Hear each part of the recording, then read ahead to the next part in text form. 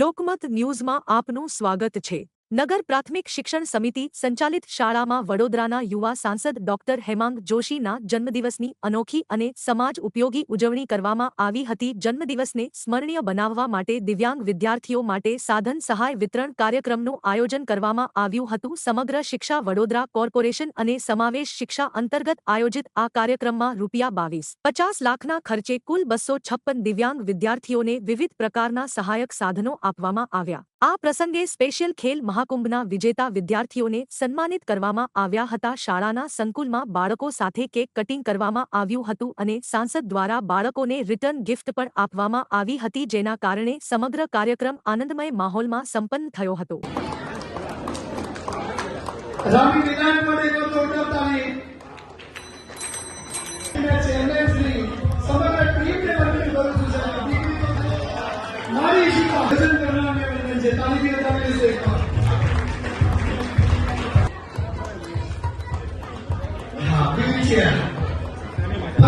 આજે સમગ્ર વડોદરા મહાનગર, વડોદરા જિલ્લા અને ગુજરાત રાજ્યના તમામ મારા યુવા સાથીઓ, તમામ વડીલો અને તમામ આપણા નગરજનો એમનો મને અપાર પ્રેમ અને આશીર્વાદ મળી રહ્યા છે મારા જન્મદિવસ નિમિત્તે।